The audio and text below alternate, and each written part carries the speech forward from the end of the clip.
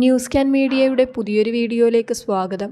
നമ്മുടെ സംസ്ഥാനത്തെ ജനുവരി മാസത്തെ ക്ഷേമ പെൻഷൻ വിതരണം ഏകദേശം പൂർത്തിയായിക്കൊണ്ടിരിക്കുകയാണ്. കൈകളിൽ തുക ലഭിക്കുന്നവർക്കുള്ള വിതരണമാണ് ഇപ്പോൾ തുടരുന്നത്. പല മേഖലകളിലേക്കും സഹകരണ സംഘങ്ങളിലെ ഉദ്യോഗസ്ഥർ എത്തിച്ചേരുന്നതേയുള്ളൂ.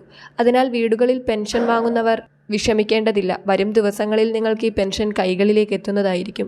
ഫെബ്രുവരി 3-ാം തീയതി വരെ സംസ്ഥാനത്ത് പെൻഷൻ വിതരണം ഉണ്ടാകും. ഇനി പെൻഷനിൽ കേന്ദ്രവിഹിതമുള്ളവർക്ക് ആ തുക കുറച്ചായിരിക്കും ആദ്യഘട്ടത്തിൽ അക്കൗണ്ടുകളിലേക്ക് എത്തിച്ചേർന്നിട്ടുണ്ടാകുക. ജനുവരി മാസത്തിൽ 3200 രൂപ വിതരണം ചെയ്തതിനാൽ പരമാവധി 1000 രൂപ വരെ ഇവരുടെ അക്കൗണ്ടുകളിലേക്ക് കേന്ദ്രവിഹിതമായി എത്തുന്നതായിരിക്കും.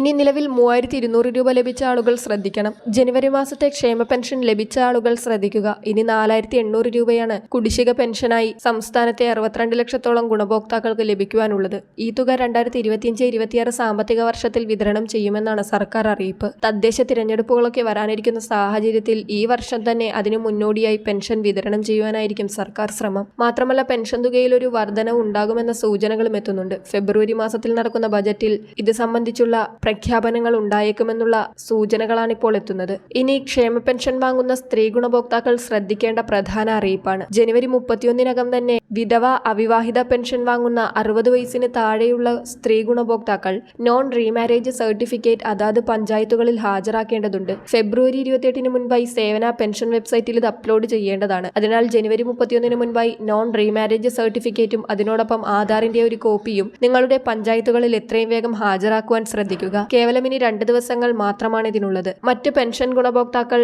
നിലവിൽ മറ്റ് രേഖകളൊന്നും ഹാജരാക്കേണ്ടതില്ല. വളരെ പ്രധാനപ്പെട്ട ഈ പെൻഷൻ അറിയിപ്പ് മറ്റുള്ളവർക്ക് കൂടി ഷെയർ ചെയ്യുക.